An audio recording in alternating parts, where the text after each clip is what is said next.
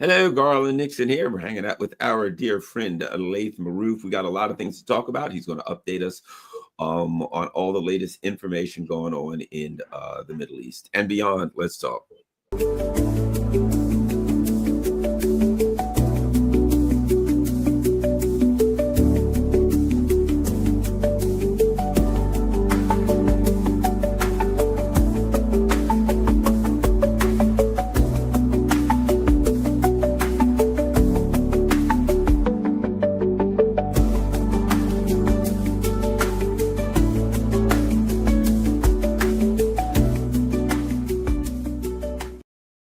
Hello, Garland Nixon here, and we're with Laith Marouf, and we got a lot to talk about, so stand by for lots of updates and information.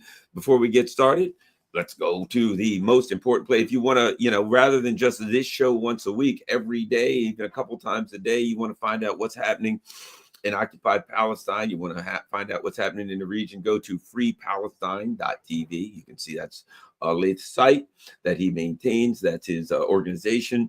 They do a lot of work. They go out. You can see from the video. It's a great site. Latest episodes, field reports, military operations. The most important thing you can do is donate to Free Palestine TV. You can see that you can do a one-time or you can do a monthly. I'll put it like this: if you can afford to do a significant one-time investment, and that's what it is, it's an investment. That's important, and we really appreciate it. But even if you've only got a little, whatever the case may be, you can do monthly. And trust me, if you get enough people doing monthly, a little goes a long way. So go to freepalestine.video. Remember, it's .video, freepalestine.video. And of course, make sure you follow them on all their social media links and donate if you are available. The most important thing you can do is share freepalestine.video on all of your social media platforms. And when you share it, make sure you put a little recommendation there for people that if they can afford it, that they certainly donate and become a part of that community. All right, let's get going with the latest. I read, it never ceases to amaze me. Every time I turn around, I read some lunatic thing that some lunatic in the occupied Palestine is saying about basically over here. They go, oh no, we're not trying to starve. Oh, we're just trying to help the Palestinians. Oh, they've got things are wonderful, blah, blah, blah. But then when they actually stick a microphone in front of these lunatics, they're like, yeah, of course we're trying to starve them. We're trying to kill, you know what I mean? And so every time I turn around, so recently I read that, I don't know if it was Ben Gavir Smotrich, one of these goons is saying that, yes, starvation's what we need to do, etc. Yeah, and they've been acting on it, and these words have been uttered by the Israeli leadership, the Zionist leadership, since day one of October 7th. We've heard talk about the curses, including right now, we just heard the president of the colony threaten the Yemeni people with the killing of their first child of every Yemeni family. So this has been said before for the Palestinians. I think it's in November or December 2023. They already promised the 7 curses. And they are delivering on it. Right now, as we're speaking, the Zionists are firing chemical weapons into Gaza City. Since the morning, people have been dealing with all these, most probably white phosphorus and other unrecognized chemicals that are being fired into the city to force displace the population, who are refusing to leave because there's nowhere else to go to. And as we see, the Israelis are bombarding the 10 cities. So, you have a higher chance of dying in a tent than in a cement building. The Israelis are also using these suicide drone APCs from the old generations that have now drone controls on them, and they're just packing them with explosives and chemicals and blowing them up in the middle of residential areas of Gaza City. So this is the day-to-day regular occurrence, and the Zionist elite don't seem to be deterred in any way by the world. They feel that they can get away with probably murdering millions of people. The West will continue to militarily supply the colony and finance it. Yeah, and we can see right there, of course, Smotrich on Gaza civilians. You know, they've openly calling for that. It's just unbelievable when you read this, and the the media here basically says no, we're not. It's interesting to watch it. To watch the Western media make a defense. No, Garland's not trying to do this, and Garland's like, yes, I am. No, Garland's a good guy. No, I'm not. It's like an argument between the Zionists and the Western. You know what it reminds me of? It reminds me of Ukraine, where like the Ukrainians are marching around with like all of these Nazi symbols and all of this stuff. And the West was like, literally, if you use the word Nazis, or if you call them Nazis, you'll be thrown off Twitter or Facebook or whatever the case may be. Don't call these people Nazis. And they're like, yeah, hooray, we're Nazis, and they're the pictures of Hitler. I remember this picture of, there was a mall in Ukraine and they had a big Nazi flag in the middle of the mall. They're doing everything they can to basically scream at the top of their lungs, shut up, stop telling people we're not Nazis when we are. And so you get this cacophony, of information, where the West is like saying to its people, you're suppressed, you can't call them Nazis. And they're saying, shut up, we are too. You're suppressed, you can't say they're committing to genocide. And they're like, of course we're committing to genocide. Stop trying to say we're not, we are. And you're watching this slam against each other. And the people who now more and more despise both are caught in the middle of it and oppressed. Yeah, look at what happened also in Syria. They basically told us the good guys are Wahhabi death squads that are mass raping and mass pillaging and are killing minorities. And the bad guys is a secular democratic state that provides services for its people. So, Nazis are the good guys.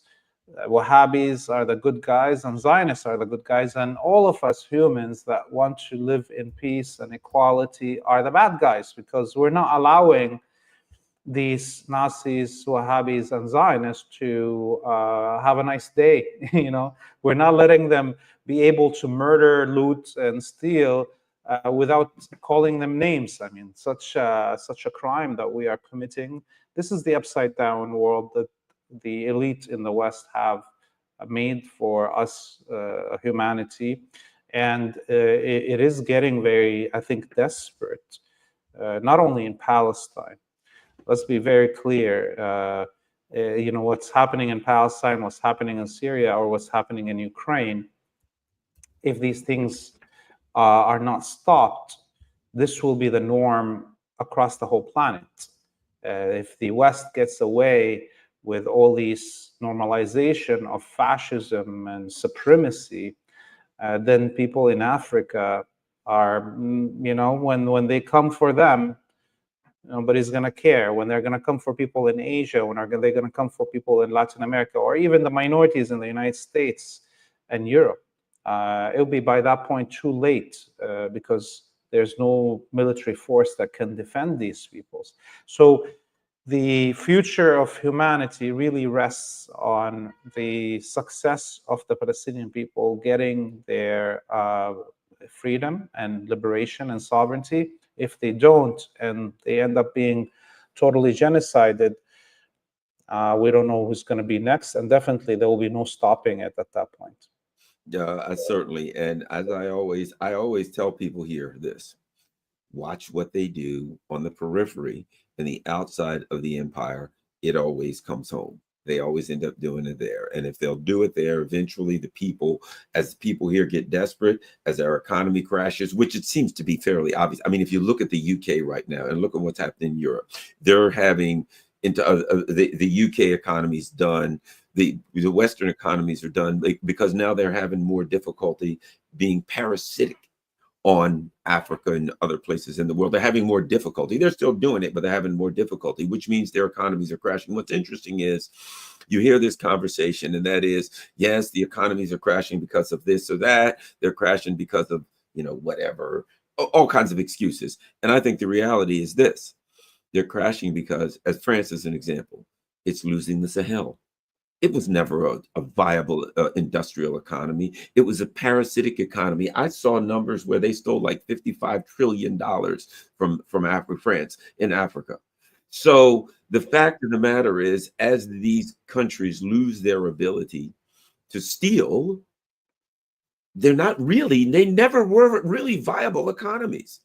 And that's why they're at war, because of their desperation. If they can't, they're thieves. That's how they're pirates. And if pirates can't steal, pirates are out of business. And to me, that's the reality of the crash of Western economy. For all this discussion we hear of why there's economic problems in the West. Yeah, with the fall of the oil and gas fields of Libya, Syria, Iraq, and Yemen into the hands of the United States, the only gas and oil fields that are out of its control are Russia, Iran, and Venezuela. And we see the buildup that is happening by the US Navy on the shores of Venezuela. It is also important for the viewers to understand that I think the Western conceptualization of what capitalism is or when did it start is mistaken. The Western economists say capitalism started with the Industrial Revolution, and in reality, that's not what happened. And capitalism is not just regular trade and purchase and sell and make a product and so forth. That has happened throughout human history since the beginning of civilization. What differentiates capitalism is the beginning of basing economies on occupation, genocide, and mass looting of colonized lands. And so this mass killing of indigenous peoples in the Americas that led to even a drop in the temperature on the planet for a century, and the free wealth that is accumulated through the looting of those lands and the resources, that looting and accumulation of that wealth from genocide and colonialism is what allowed enough money to be in the hands of the British industrialists to create the Industrial Revolution. So truly, capitalism is dependent, number one, on the ability to genocide a people and to loot their resources at zero costs. Okay?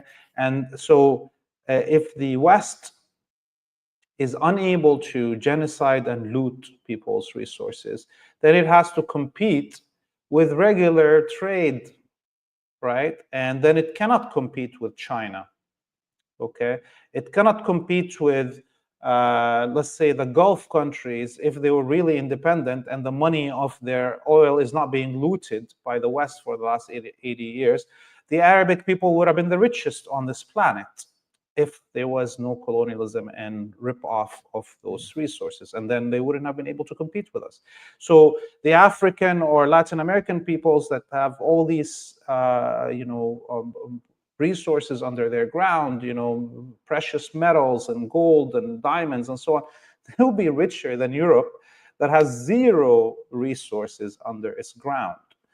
Well, if it wasn't for what we would call capitalism, which is genocide and looting of people's resources. So yes, this is the world that we live in, and as we see right now, the economy of Germany is in the negative for 2 quarters now in a row. Much of the economies of Europe are down. They don't have access to the oil and gas of Russia. And the United States is gouging them for their oil and gas. Now they're going to have to basically, but the United States doesn't even care about Europe really, because there's no resources to loot, and genociding the European people wouldn't lead to any resources under their ground being looted, right? So that's the only reason the Europeans up until now haven't been genocided by the United States. Yeah, I agree. And look, it's not an accident. If you look at, the world wars, if you look at the brutality and the warmongers, Europe, they've got all of these people and no resources, nothing. So they just go out, and the ruling elite in Europe are the most brutal, vicious people on earth because they want to be rich and stay rich, and they go out and steal everything. Where else can we see that? Japan. Think about it. Japan's similar to Europe. They've got these islands. They've got all of these people. Everything has to be shipped in. They don't have oil or gas or anything else. So what do? They go to Korea, the Korean Peninsula. They go to China. They go all over Southeast Asia. What have they done historically? Gone around rampaging, robbing, stealing, pillaging, murdering, doing this. And so what happens during these world wars? Japan and Europe, they come together. And the United States has never been anything more than the muscle. The U.S. is the muscle. The U.S. is, these are in the mafia, they call them the gorillas. I knew a guy that was a mafia gorilla. That's the person that's not too bright, but they send them out to punch somebody, to threaten them, to break their legs, to do, the heavy work. So the gorilla is the guy that they come out and say, you better give us whatever, a percentage of your profits or whatever. This guy's going to beat you up or whatever and rough you up a little bit to remind you. That's all the U.S. is to the Europeans. They're the gorilla. But now the gorilla's getting hungry too. And the gorilla can't pillage anymore. And now the gorilla's saying, hey, you know what? I am bigger and stronger than you are too. I'll just beat you up and take yours. There's no honor amongst thieves. I think that's what we're saying, Laith. Yes, yes. And we look at, the difference between, the only difference between the US and Europe is that there is still some resources in North American territory, and definitely all of Canada's resources are looted by the United States. So that's where the US can watch and laugh at Europe. And in fact, now the competition, having Europe withdrawn mainly from Africa, means the United States has a chance to fight, Russia and China and whatever over the resources in Africa and the goodwill of the African leadership there. So I don't think Europe will ever regain its prominence. It's over. And we'll see what happens in Africa if the United States is busy trying to kill more Arabic people or starts to attack Venezuela. Definitely other regions in the world are going to have a chance to escape more Western control. Yeah, the U.S. clearly, as I see it, the U.S. is overstretched. The U.S. is desperate. Oh, we have to attack it. We have to fight. We have to fight there. And I've been to Venezuela. They don't want that fight, man. They do not want that fight. Every Venezuelan is armed. They sent truckloads and truckloads of guns and just handed them out to everyone. And everybody's got AK-47. But literally, I've been there, traveled around. Millions of people. And they got their guns and they got their ammunitions.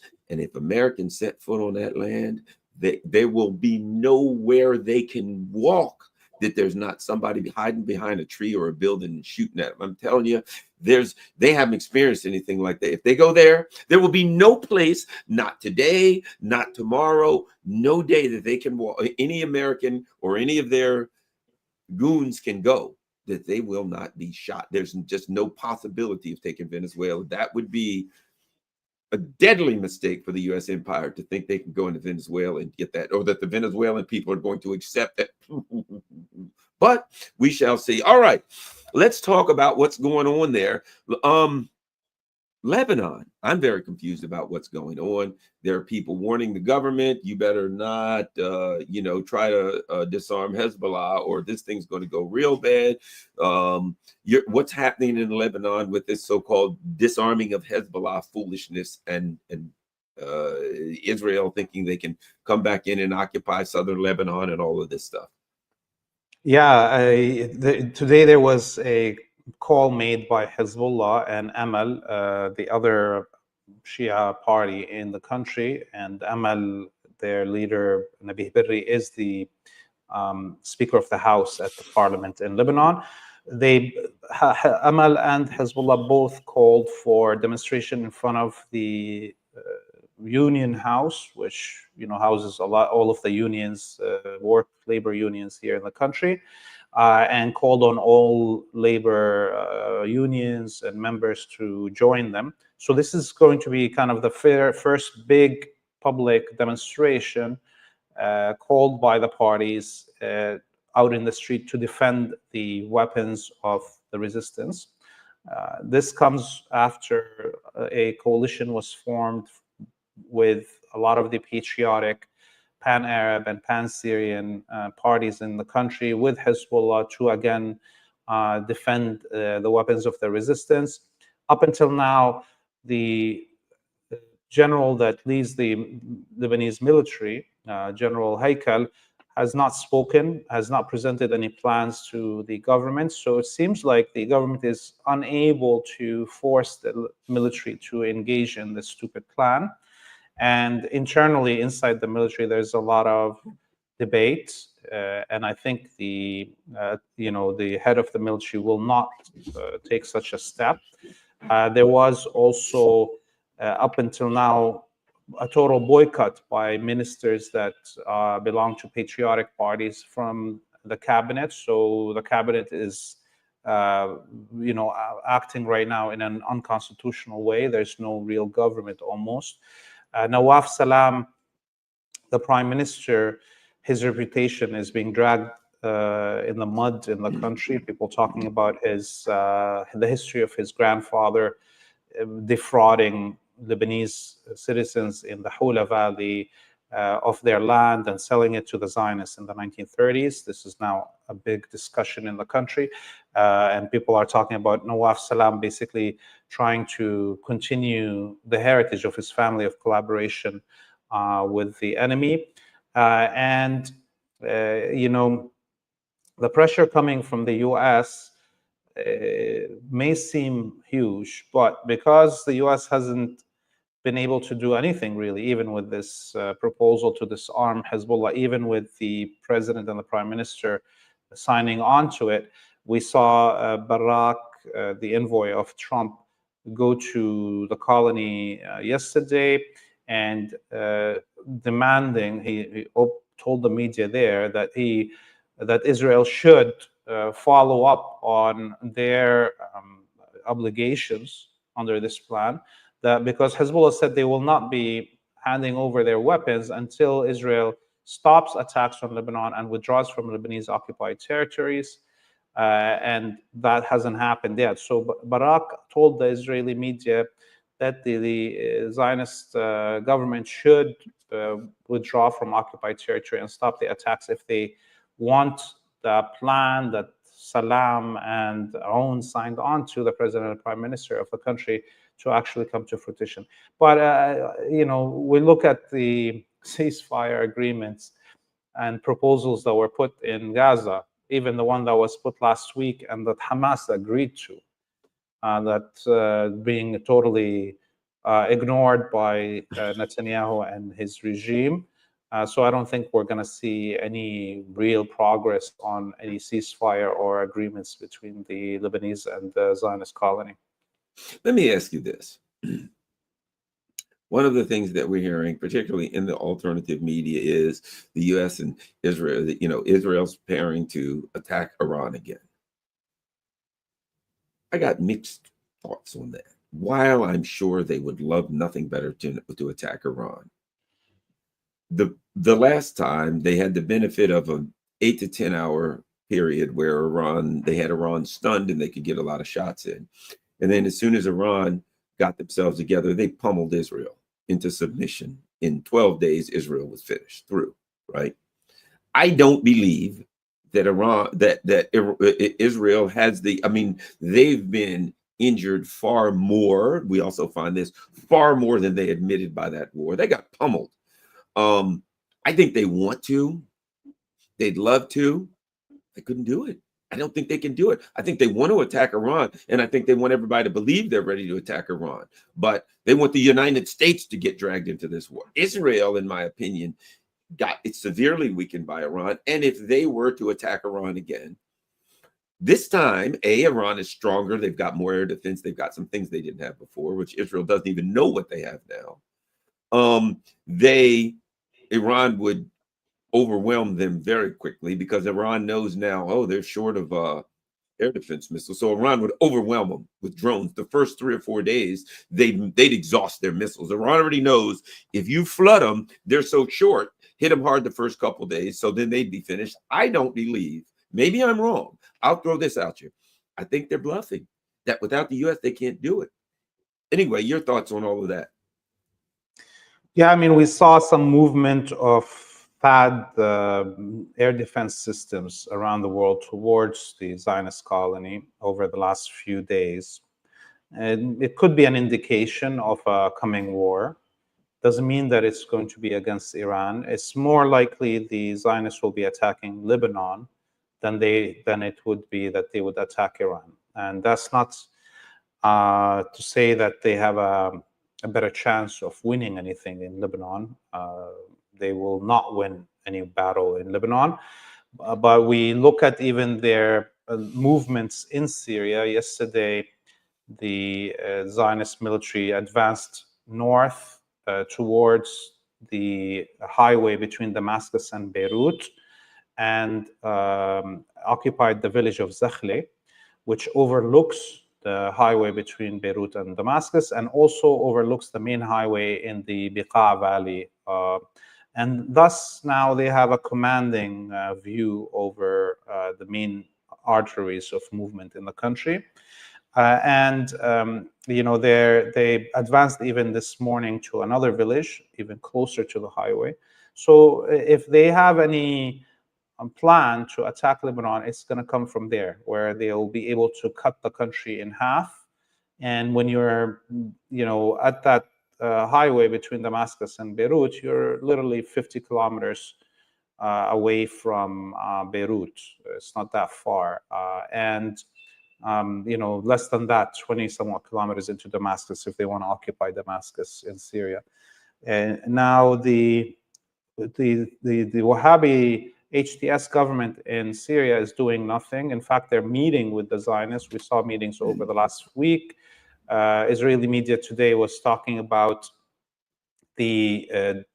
what Barak again brought as a discussion between HTS and the Zionist government. And it seems like the HTS government has abandoned South Syria to the Israelis. And the only part that Israelis are not controlling is Sueda, where the Druze have mounted that revolt and now are kind of in an independent enclave. So my only prediction for a war would be that they would attack Lebanon if they're, want to get another beating. They're going to get it from Lebanon. They're not going to go to Iran right now. Going to Iran is a suicidal thing for the Zionists. They still have some hope to, create more damage and more death in Lebanon than they can in Iran, for sure. And I think I believe this now more than ever. We're moving towards a position at some point internally the colony is going to collapse. The colony is going to collapse. You can see people suicides amongst the IDF. You can see people not showing up. You can see anger over certain groups that feel they shouldn't have to fight. Now they're running out of cannon fodder, saying you got to be the next wave of cannon fodder. Their lives are disrupted, and they're used to living a nice, easy, soft Western life where they watch Netflix and eat popcorn every night, and that's going to hell. I think that they're going to keep the West is going to keep using the colony for what it was meant for, to thieve and steal and pirate the region. I just don't think it's sustainable. I can't see the occupied Palestine can never be at this point anything other than a war machine for the empire. It can never return to being anything else. This is what it is. Fully, it's a war machine for the empire. Anyone there, forget it. You're living in a war machine. That's where you are. I just don't think 5 years, 4 years, 3 years from now, I mean, 2 years from now, they can't be a war machine forever and have people stay there. It's going to fall apart. Yeah, the end is already written. It's just how much death and destruction will precede the end. There's no way they can save this colony. And maybe this is what the West is trying to do, is to gain as much as possible from its explosion before it happened. And that means destroying as many of the Arabic and Muslim countries around us in the region before the end of this Zionist colony, so the region cannot coagulate together into a confederacy, or have no infrastructure to rise after the end of the Zionist colony to become a competitor to the Western control. So, yeah, and look, the Zionists are, their military has a lot of problems right now. And yes, last week there was a demonstration of reserve pilots in the Air Force and soldiers that work in the Air Force that are not pilots, and they were all disbanded. So they just lost 200 some pilots and support crew in their Air Force. And that's a big number. It's not like easy to train a pilot to become a fighter jet pilot, or F-16, 18, or F-35. It's a 10-year training to be able to get to this credibility point and at the same time, their ground forces, all their seasoned generals, commanders, soldiers have either died and or were retired and or are living with disabilities now. So a huge part of the force that is now on the ground is around 60,000 of them have been recruited in the extreme Zionist colonies in the West Bank, the hilltop colonies, and these crazy fascist kids that had no experience except like burning people's homes or ripping olive trees, or beating up children as they're going to school, are now thrown in the front in Gaza. And so this is a very fragile military. We know there's 20,000 American soldiers or citizens that are fighting inside Gaza. These are not dual citizens. These are like actual Americans.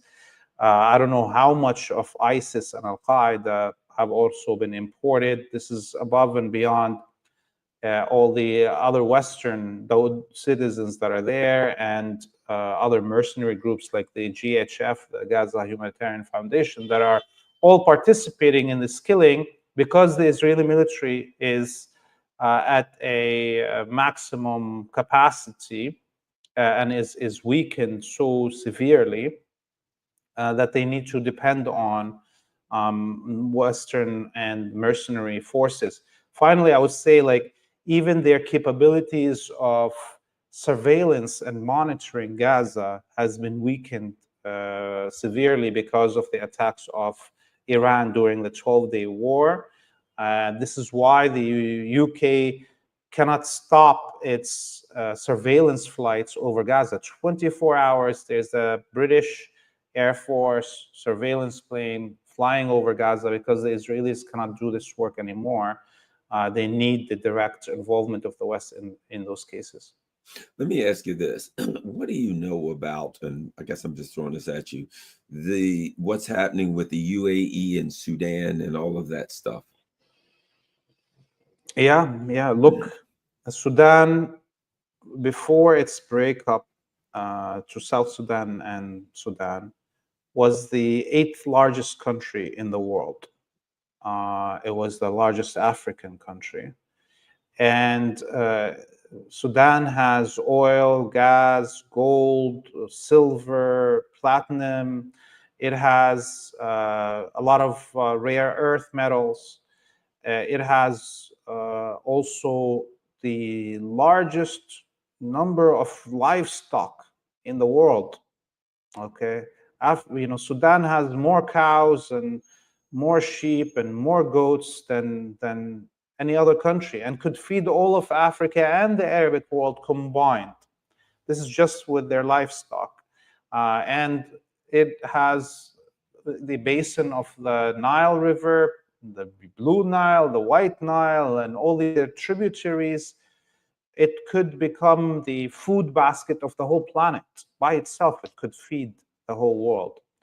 And this is why Sudan is a target, not to allow it, number one, to feed itself and stand and become a nation of equals, and because we have to keep Africa hungry.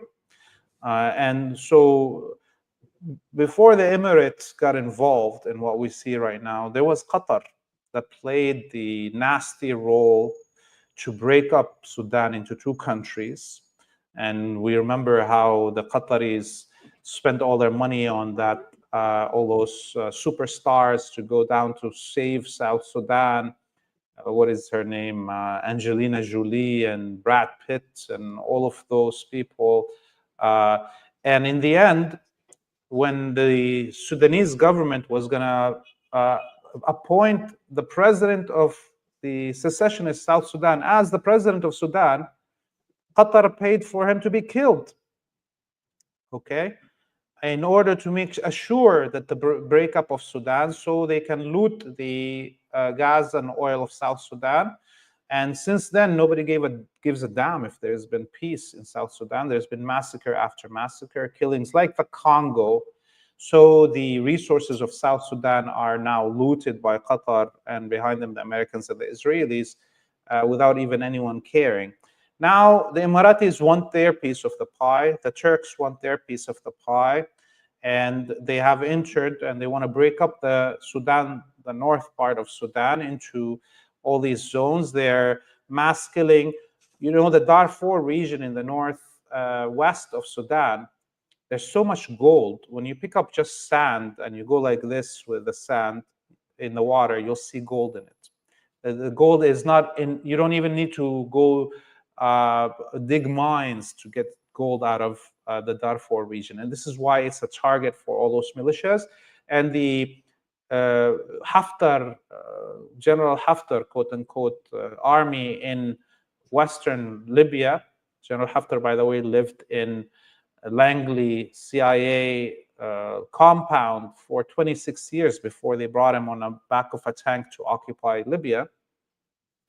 The General Haftar army that is supplied by the Emiratis is the main mover of the militias that are killing people in the north west of Sudan in the Darfur region, and it's all because of the Emirates. The Emirates is not a country.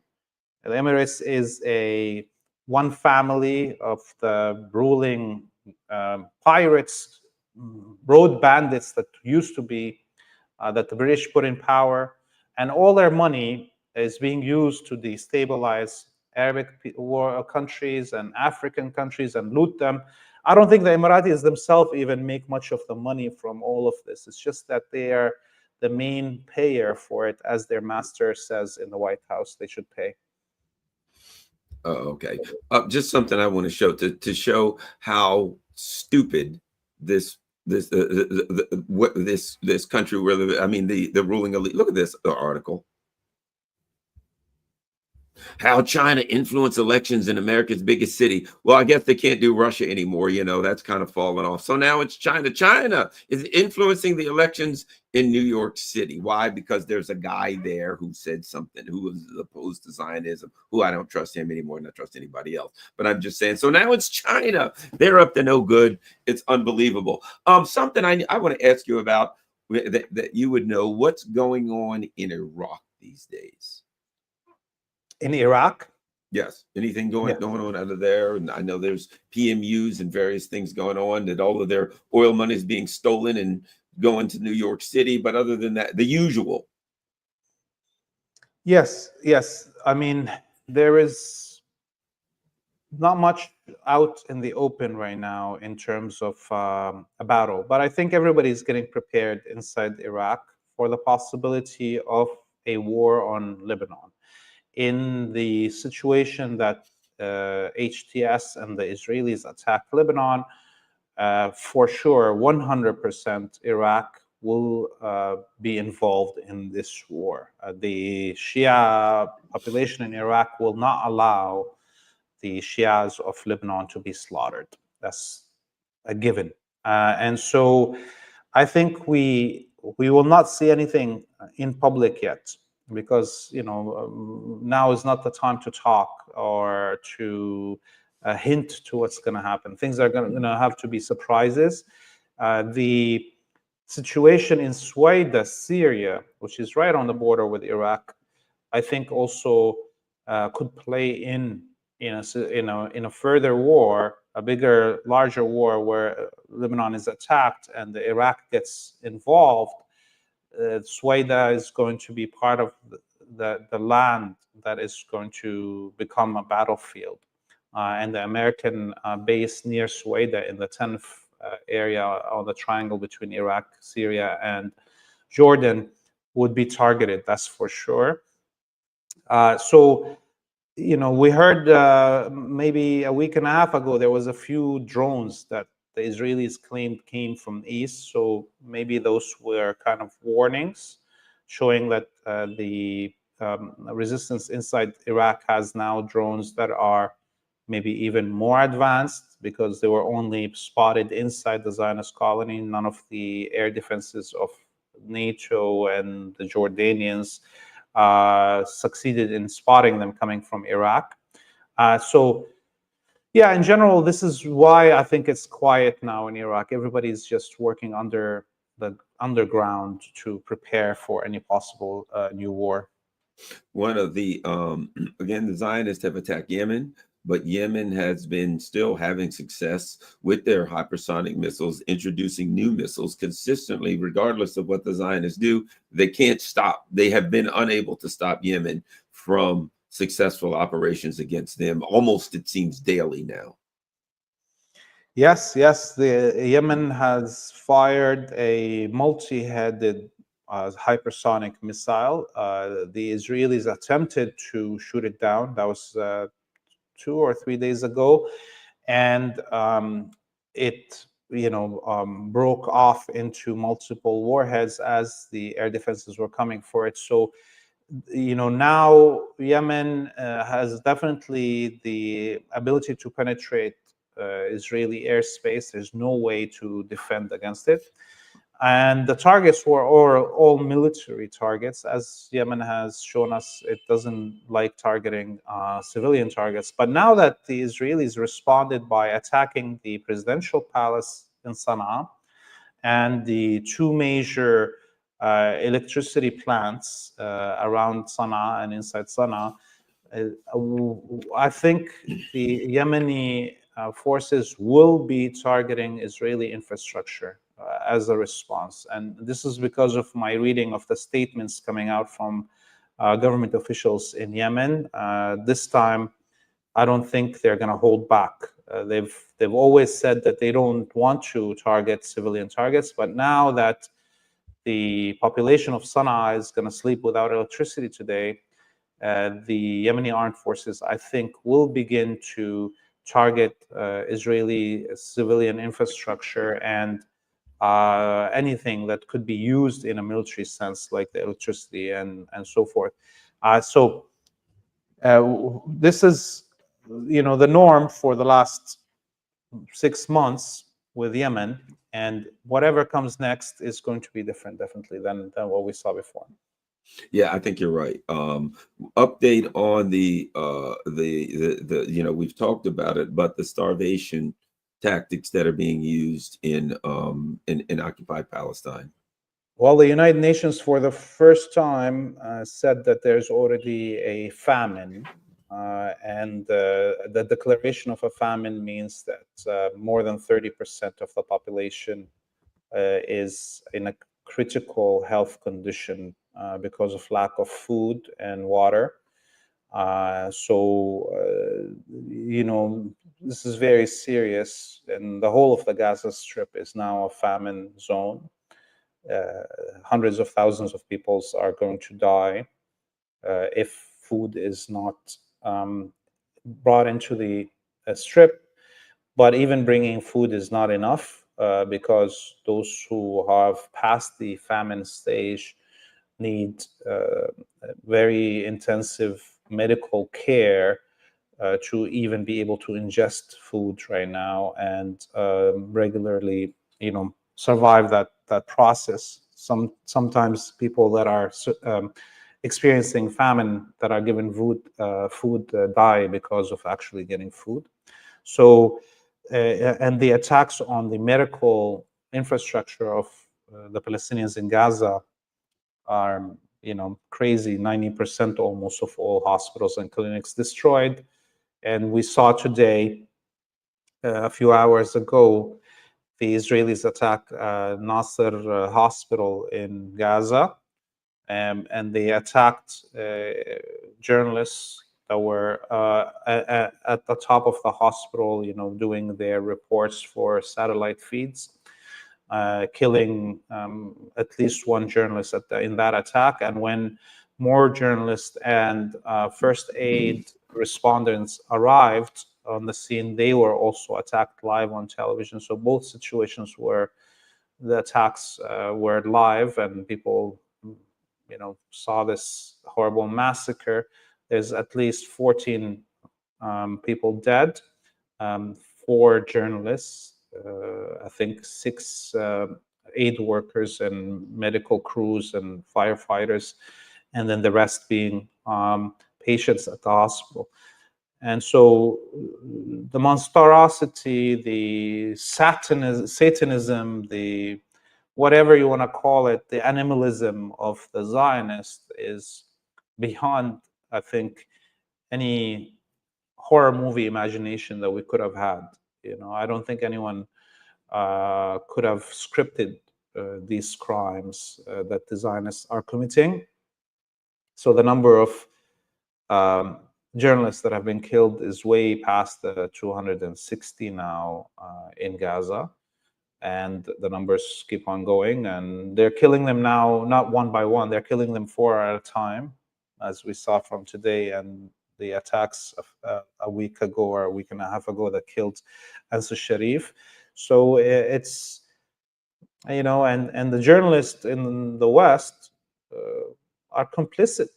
They're not even coming out to, let's say, defend the Palestinian journalists or the journalists' unions taking any public stance or so. No, on the contrary, they're justifying the killing of Palestinian journalists. And the day will come when they will all hang from the gallows when there's a Nuremberg trial for at the end of this war. Yeah, I mentioned the end of the colony. It's done. It's finished. There's no way it can, it's over for that. But as I sit here in the U.S., I see the same thing here. I see the destabilization and the deterioration of political institutions and media institutions as I look around and people are outraged. I don't see how they can even have a midterm election because the people that are here are so outraged that I've recently seen, you might have seen some of the videos where, some politician will have a town hall meeting or whatever, and they can't do it. They can't do it because the people are screaming at them, the people are yelling at them, the people are outraged. So the politicians right now can't even appear before the people in their district. If they have there is no doubt in my mind, if they have elections in the midterms, if we even get there, I don't know what's going to happen between there and now, but if we get the midterms, they have elections, there will be people that are running that are opposing Zionism, and they will win everywhere. I don't, it would be such massive defeats that I don't know how you steal that. I don't know, how you cheat that, though, with the numbers that it would be, which at this point, the whole thing falls apart, which means to me, they can't have elections. because the empire can't just, they're not just going to throw in the towel and say, okay, we lost to the people. Not going to happen. Yeah, the surveys that I saw of the American public from last week, I think the general support for the Zionists is lower than 17% right now. So it's a historical low, and the number of people that 100% support Palestine is like close to the 50%. So that's a huge shift over the last even 2 years. And if there is any modicum of democracy, clearly the will of the people will be reflected. But I personally don't trust these systems, and if it gets too obvious that they're going to have to scam the election, and then they're not going to have the election. That's a possibility, as you are saying. And I remember Trump was joking last week with Zelensky, saying, "Hey, wish I had your. I wish I had the war like you, and being able not to have an election because I have a war." So maybe this build up to the Venezuela war is part of that. So I hope Venezuela is not attacked, but clearly the Trump and his team are looking for a reason not to have an election in the U.S. The other thing that I would say is that, you know, Mamdani, as that you hinted to Mamdani and the situation in New York, we're getting closer to that election in November, I believe. I don't know also how far they'll go in their attempt to stop him from getting elected. I don't also support him either. I see him as a weakling, and he's definitely I don't, yeah. trying. I'll put it like this. Not to interrupt you, but I'll make it quick. Okay, he's Democratic Socialists of America, this group, and he's blah, blah, blah. You know what? Isn't that the group of Bernie and AOC? You know what I mean? I mean, look at these people. They put their toes across the line of doing the right thing. But then as soon as they get in office, they say, oh, we're going with the status quo. Oh, we're going with Mama Bear, Nancy Pelosi, whatever the case may be. To me, I could look, I always have an open mind. I could be wrong. But if history is any indicator, the system takes some person like him when they understand that they can't possibly win, and they stick this guy out there. And then this guy says, all the right things, and he gets in office and he does all the wrong things. I don't trust him. I could be pleasantly surprised. I have an open mind. But why would anybody trust him if, in fact, he's doing the right thing? He'll slip on a banana peel and fall in front of a bus. And, things happen. It's a dangerous world. Yeah. And look, as a Palestinian, as an Arab, as a Muslim, as a person who's married to an American, and my kids are Americans, and I've lived in Canada for 25 years, I would feel like that I am supremacist, or think that I'm better than my Black brothers and sisters in the US, or my indigenous brothers and sisters in Canada, to think that somehow the Palestinian issue and my Arab and Muslim communities will be able to achieve democratic representation for themselves in the United States before my Black and indigenous brothers and sisters did. It's delusional to think that the Palestinian, Arab, and Muslim communities will somehow fare better in the electoral process system of the US than my Black brothers and sisters. Except if I'm racist and think I'm better than Black people. You see, so it is kind of a call out to my community to get your head together and realize that there has been other communities before us that went through this process and have bigger numbers even in population than us. And to think that we can do better is as racist as the Zionists are.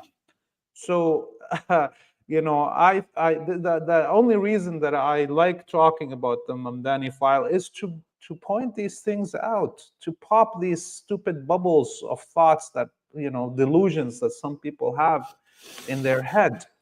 The look at what's happening on the street in the United States as this supposed election happening in New York. A National Guard are now running the city of DC. The president sent the National Guard and Marines on California, and the governor and mayors couldn't do nothing about it. There is open air Guantanamos in Florida. We are way, way, way closer to a full fascist reality with concentration camps and mass killings and return to almost slavery than we are to a possibility of a democratic change in the U.S. So I laugh. But it's a sad reality. But we have to laugh at it. Yeah, as we read that they're literally saying the Pentagon has a plan for U.S. troops to put down civil unrest. Well, because they can look, they're not stupid. They know. Look at this. There we go. Hundreds of them might be stationed in 2 states and serve as a quick reaction force that could respond to riots and other civil unrest in U.S. cities. So they're saying exactly what we're saying. How long can you continue to oppress the people, to not give them representation, to do the things they hate and expect them not to turn? Okay, so they're saying, yeah, we're ready for that. That when the civil unrest inevitably comes, we can see that. We see the people that when the elections come and they say, hey, look at this, we're nominating a bunch of anti-Zionists. And they say, yeah, well, never mind. No, like when this happens and people come to the streets, they're saying, we'll just put a bunch of people out there and we'll machine gun them if necessary. We'll put them in concentration camps. We'll do whatever we need to do to maintain power because we're the ruling elite and you don't get a say. And one of the things I think they do is find a AOC or Bernie or someone to run out there and claim to be a socialist and claim to be a lefty and claim to be this and that, which they're not. And as soon as the machine, to me, they're the worst because they're there to give, they are the worst. That it's like the machine can't operate without someone to give these people a little bit of hope and to say to people, look, maybe there's a chance. Maybe you have some hope. Look over here. Mamdani, he may get elected. You still have hope. It's not too late. And they stick someone in there and they kind of massage your hope for a little while, hope and change, things like that, just to keep it going, to keep the grift going a little bit longer. And I've been had so many times. I didn't have any hope left. That's all I'm saying. There ain't no hope. This is not what they do. Yeah, and there is hope in the people. Okay, that's definitely one thing that if you see how scared they are, saying that they're going to bring down the National Guard and so forth, or look at how scared the Zionists are from any criticism on social media and so on. Those are all clear indications that there is hope in people, in our men and women and our youth and our elders, all of those people in Africa and Asia and Latin America. There's hope even in the United States. There's hope in Canada. There's hope anywhere, as long as we put our efforts behind principled people and equality and revolution. And this is what I think more and more radicalism is flourishing now because of the fact that everybody knows there's no other way. You have to displace the elite that have now enslaved humanity. And so I see hope coming in the form of revolutionary fever in the streets. So let's keep that hope going. Yeah, I'm with you. I think in a way I didn't make it clear. I'm saying the same thing. They want to say there's some hope left in the system, that somewhere within this brutal imperialist a warmongering piracy system, that if there's somewhere in that system we can still reach, we can still stay in that system and vote for somebody in the system, or we can go to Congress and we can ask them to do something, or we can protest again, something will happen that this system will fix things. And I'm saying, in the hope in the system, you're right, the hope is in us. And it is, we have to act. We have to do the things, because the ruling elite are just going to play games and just stick another clown or another puppet out there to make another Obama. To me, Trump is like Obama. Obama was sent to the so-called left and stuff like that. Oh, he's going to do things different. He's a good guy and blah, blah, blah. And he comes and he does the same thing. And now the conservatives are like, well, we're mad too. We got an Obama for you too. Here's Donald Trump. He's outside of the system. He's the businessman. He's something different. You know, they're really good. First, they gave the Democrats Obama. Then they gave then they gave the Republicans Trump. It's the same exact game plan, just a different guy, a different actor, a different Zelensky, you know, a different actor with a different role. That's what they got. Yeah, one is coconut, and the other is there such a thing as opposite the coconut? When they're white? All right. Well, look, here's what's important. FreePalestine.video. That is the website you need to go to. FreePalestine.video. Oh man, that's an awesome shirt. Let me know where we can get our mitts on those shirts, man. Those are great. But FreePalestine.video, everyone go there. As you can see, they got their latest episodes. They got field reports. They got military operations. You name it, it's there. Look at all the work they're doing there. Very, very dangerous work, but very important work. And it is in English. Okay.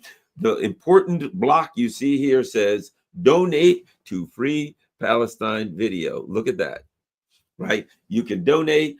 You can do a one-time, or you can do monthly. Make sure you follow FreePalestine.video. Make sure you follow them on all their social media platforms. Keep up with everything they're going. Support them. Share this website on all your social media platforms, and put a little note there when you post that request that those who can afford it also donate.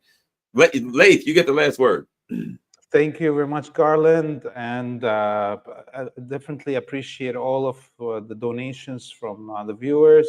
And hopefully we'll see you next week, Garland. All right. Thank you very much, everybody. Share this on all your social media platforms. We're out.